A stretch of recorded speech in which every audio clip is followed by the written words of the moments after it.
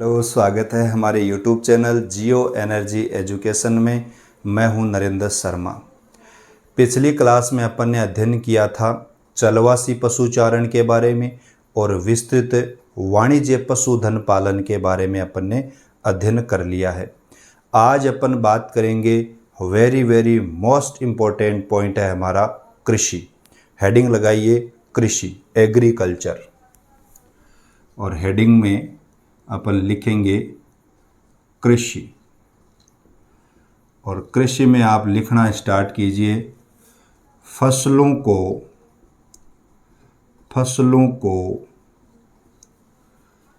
बड़े पैमाने पर, फसलों को बड़े पैमाने पर प्राप्त करने के लिए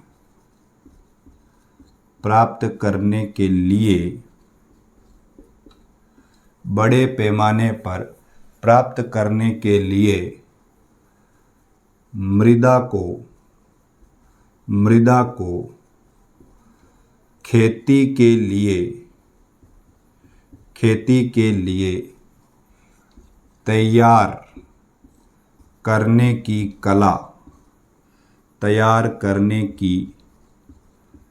कला विज्ञान को कृषि कहते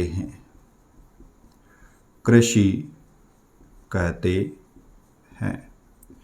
यानी फसलों को बड़े पैमाने पर प्राप्त करने के लिए मिट्टी को अपन क्या करते हैं, खेती के लिए तैयार करने की जो कला होती है उसको अपन क्या कहेंगे, कृषि कहेंगे। आगे इसमें लिखिए कृषि मानव का प्राथमिक व्यवसाय रहा है।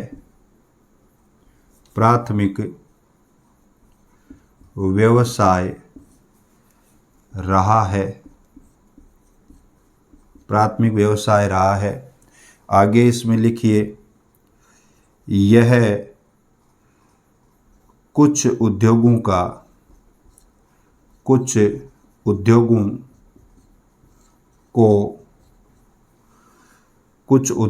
को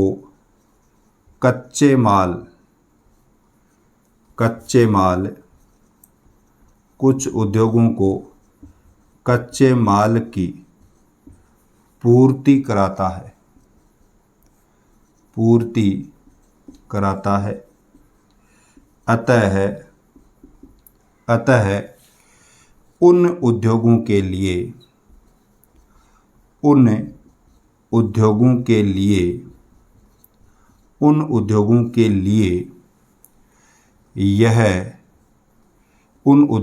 लिए यह एक आधारभूत उद्योग है। आधारभूत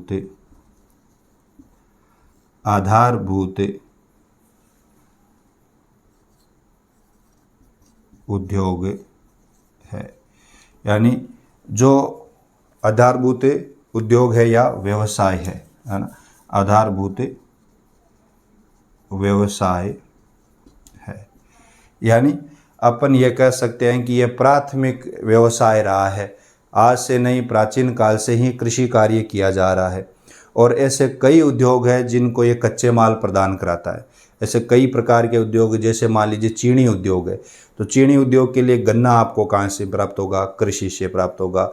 वस्त्र उद्योग है तो उनके लिए आपको कपास है, तो ये भी कहाँ से प्राप्त होता है, कृषि से प्राप्त होता है।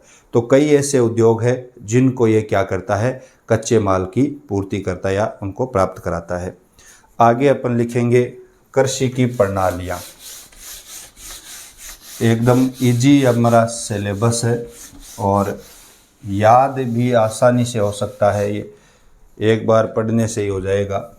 आगे लिखिए आप कृषि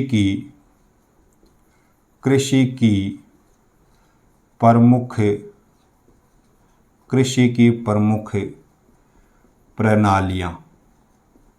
कृषि की अलग अलग प्रणालियाँ हैं। सबसे पहले आती है आपकी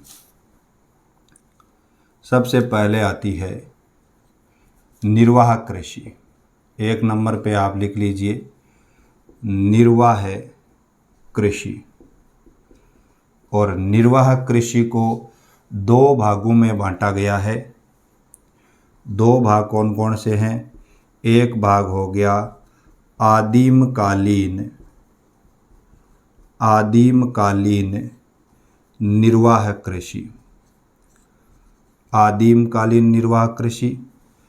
और दूसरा हो गया गहन निर्वाह कृषि, गहन निर्वाह कृषि। गहन निर्वाह कृषि को फिर 2 भागों में बांटा गया है। और एक है चावल प्रधान गहन निर्वाह कृषि, चावल प्रधान गहन निर्वाह कृषि। और दूसरी है चावल रहित गहन निर्वाह कृषि, चावल रहित गहन निर्वाह कृषि। तो निर्वाह कृषि हो गया। दूसरा है हमारा विस्तृत वाणिज्य अनाज कृषि, विस्तृत वाणिज्य अनाज कृषि। 3 नंबर आप लिख लीजिए रोपण कृषि, रोपण कृषि। 4 नंबर लिख लीजिए मिश्रित कृषि, मिश्रित कृषि। 5 नंबर हो गया हमारी डेयरी कृषि, डेयरी कृषि। 6 नंबर पर लिख लीजिए आप ट्रक फार्मिंग, ट्रक फार्मिंग। ये अलग अलग अपन आगे देखेंगे इनको। ट्रक फार्मिंग हो गया। 7 नंबर पर लिख लीजिए आप सहकारी कृषि, सहकारी कृषि। 8 नंबर पर आप लिख लीजिए सामूहिक कृषि, सामूहिक कृषि। और लास्ट 9 नंबर पर आप लिख लीजिए 9 नंबर पर भूमध्य सागरीय कृषि, भूमध्य सागरीय कृषि। ये विश्व में अलग अलग प्रणालियां हैं, विश्व में कृषि की अलग अलग प्रणालियां हैं। सबसे पहले आती है निर्वाह कृषि, उसको 2 भागों में बांट दिया। उसके बाद में विस्तृत वाणिज्य अनाज कृषि है, रोपण कृषि है, मिश्रित कृषि है, डेयरी कृषि है, भूमध्य सागरीय कृषि है, सहकारी कृषि है, सामूहिक कृषि है। तो इस तरीके से सारी अलग अलग क्या है कृषि प्रणालियां विश्व में अलग अलग है। आगे अपन स्टार्ट करेंगे आदिमकालीन निर्वाह कृषि। ये नोट कर लीजिए, आगे बढ़ते हैं अपन। नोट कर लिया होगा, आगे हेडिंग लगाओ आदिमकालीन निर्वाह कृषि, आदिमकालीन, आदिमकालीन निर्वाह कृषि। वेरी वेरी मोस्ट इम्पोर्टेंट है आदिमकालीन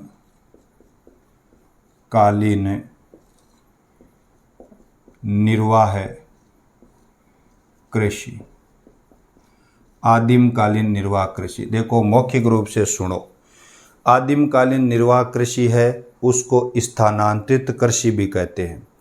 और यह अलग अलग भागों में इसे अलग अलग नामों से जानते हैं, जो अपन आगे देखेंगे।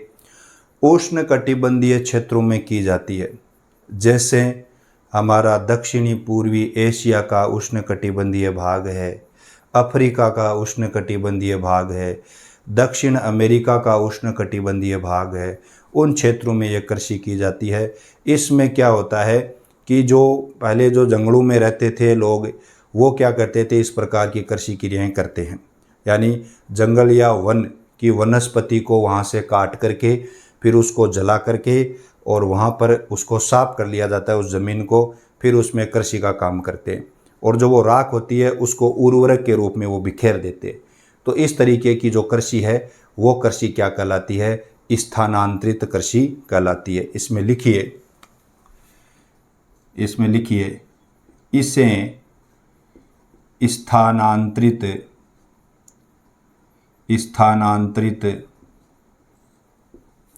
कृषि, इसे स्थानांतरित कृषि भी कहते हैं। पहली बात तो ये, इसे स्थानांतरित कृषि भी कहते हैं। आगे लिखिए, विश्व में उष्णकटिबंधीय विश्व में उष्णकटिबंधीय क्षेत्रों में की जाती है, जैसे अफ्रीका, यानी अफ्रीका का कौन सा भाग? उष्णकटिबंधीय भाग, अफ्रीका हो गया। दूसरा इसमें हो गया दक्षिणी मध्य अमेरिका का कौन सा भाग? उष्णकटिबंधीय भाग। वह दक्षिण पूर्वी एशिया, जिसमें भारत भी आता है, दक्षिण पूर्वी एशिया, इन क्षेत्रों में क्या की जाती है? स्थानांतरित कृषि की जाती है। आगे इसमें लिख लीजिए, इस कृषि में वन की वनस्पतियों को जलाकर, पहले काटकर, वन की वनस्पतियों को काटकर तथा जलाकर साफ कर दिया जाता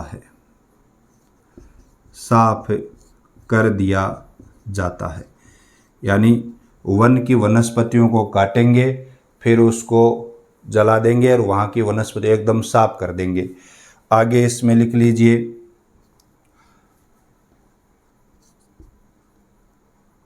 वन की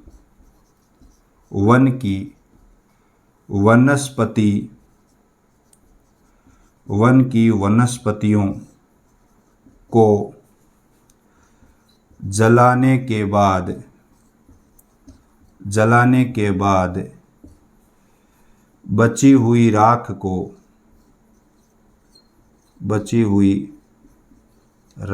को उर्वरक के रूप में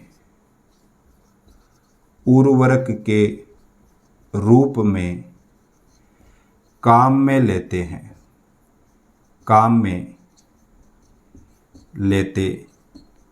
हैं।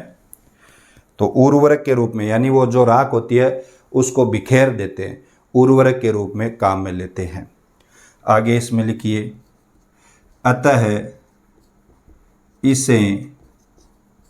अतः इसे कृतन एवं दहन कृषि या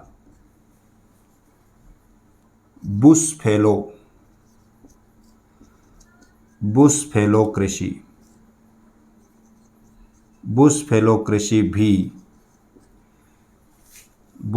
कृषि भी कहते हैं।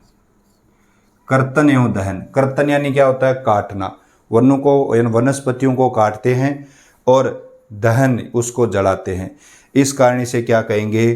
कर्तन एवं दहन कृषि, काटो और जलाओ कृषि। 2-3 नाम है देखो, स्थानांतरित कृषि, आदिमकालीन निर्वाह कृषि, प्रारंभिक जीवन निर्वाह कृषि, कर्तन एवं दहन कृषि, तो इसके अलग अलग नाम है, बुशफेलो कृषि, है ना। तो इस प्रकार की कृषि है ये। आगे इसमें और लिख लीजिए, यह कृषि 3 से 5 वर्ष तक होती है। यानी एक जगह पर कितने वर्ष तक होती है? 3 से 5 वर्ष तक ही होती है। जब मिट्टी अनुपजाऊ हो जाती है तो दूसरे स्थान पर चले जाते हैं। इसको लिखने की जरूरत नहीं है, दूसरे स्थान पर चले जाते हैं। अनुपजाऊ होने के बाद में वो क्षेत्र को छोड़ करके चले जाते हैं। अब यहाँ पर अलग अलग जो मोस्ट इम्पोर्टेंट बात है वो लिखेंगे अपन। आगे लिखिए, स्थानांतरित कृषि को विश्व में तथा भारत में अलग अलग नामों से जाना जाता है। आगे स्टार बना के लिखिए और इम्पोर्टेंट यही है, यहाँ से लिखिए इसमें स्थानांतरित कृषि को विश्व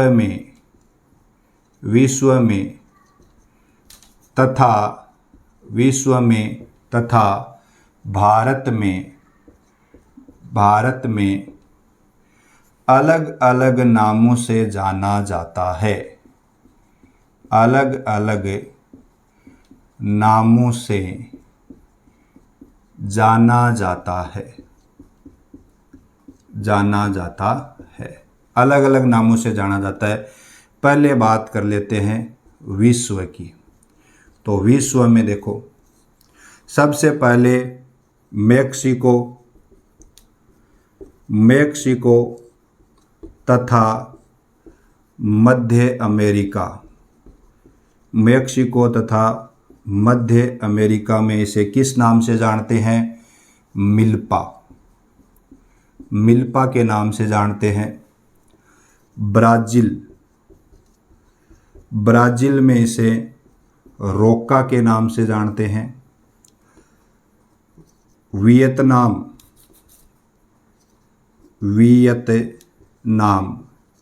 वियतनाम में इसे रे के नाम से जानते हैं। ठीक है। उसके बाद में इंडोनेशिया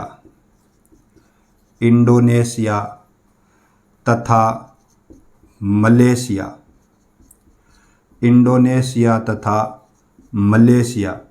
में इसे लादांग के नाम से जानते हैं। लादांग। श्रीलंका में इसे चेन्ना के नाम से जानते हैं। ठीक है। लादांग है, ब्राज़ील में रोका है, वियतनाम में रे है, इंडोनेशिया मलेशिया में लादांग है, श्रीलंका में चेन्ना है। तो इस तरीके से ये अलग अलग नामों से जाने जाती है ना। और भारत में देख लो, अब भारत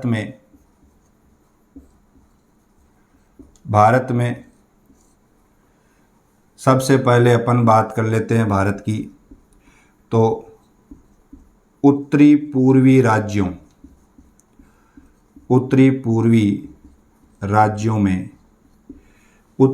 राज्यों में जिसमें कौन कौन से आ गए? असम, मेघालय, नागालैंड। इसमें किस नाम से जानते हैं भाई? झूम या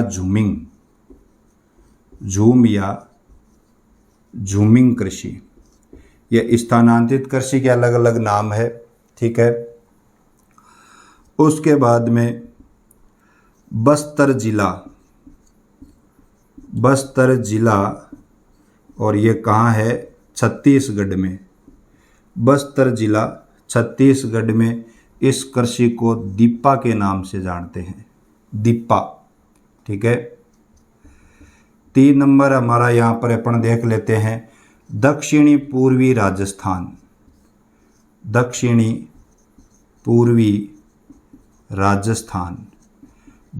पूर्वी राजस्थान में इसे जानते हैं वालरा कह दो, चाहे वात्रा कह दो, वात्रे या वालरा। ठीक है। उसके बाद में ओडिशा में इसे किस नाम से जानते हैं? पामाडाबी कह दो या बरिंगा के नाम से जानते हैं। आंध्र प्रदेश में इसे पोड्डू या पेंडा के नाम से जानते हैं। हिमालय क्षेत्र ये ज़्यादा पूछा जाता है। हिमालय क्षेत्र में इसे खिल के नाम से जानते हैं। ठीक है। एमपी में इसे बेबर या दैया के नाम से जानते हैं। तो इस तरीके से यह हमारा भारत में और विश्व में, श्रीलंका में चेन्ना, इंडोनेशिया, मलेशिया, लादांग, ब्राज़ील में रोका हो गया, वियतनाम में वेनेजुएला, और लिख लो वेनेजुएला, और वेनेजुएला में इस कृषि को जानते हैं कोन्नू को। इधर आप झारखंड में भी लिख सकते हो, झारखंड में कोरुआ, है ना। इस तरीके से इसको अलग अलग नामों से जाना जाता है। तो यह है हमारी स्थानांतरित कृषि, जिसको आदिमकालीन निर्वाह कृषि भी कहते हैं, कर्तन एवं दहन कृषि भी कहते हैं। इनके नाम ये ज़्यादा इम्पोर्टेंट पूछे जाते हैं भाई। अगर भारत से संबंधित कोई एग्ज़ाम है, जैसे अब 12th वाली है तो 12th में दोनों पूछ सकते हैं। ठीक है। 10th वाले हैं वो सिर्फ भारत वाले याद कर लें तो चल जाएंगे। तो इस तरीके से, और हमारे जो कई ऐसे साथी हैं जो कंपटीशन लाइन की भी तैयारी करते हैं, वहाँ पर भी स्थानांतरित कृषि को पूछा जाता है। तो इस तरीके से उनके लिए भी ये लाभदायक है। तो विश्व में अलग अलग नामों से इस कृषि को जाना जाता है। आज की क्लास आदिमकालीन निर्वाह कृषि तक रखेंगे। कल अपन चावल प्रधान और चावल रहित दोनों कृषि के बारे में पढ़ेंगे। आगे अपन विस्तृत अनाज कृषि, रोपण कृषि, इनके सब के बारे में अपन धीरे धीरे ज्ञान प्राप्त करेंगे। तो आज के लिए अपन इतना ही। हमारे चैनल को क्या करना है, सब्सक्राइब करना है और आगे से आगे इसको बढ़ाना है। मिलते हैं कल। धन्यवाद। जय हिंद, जय भारत।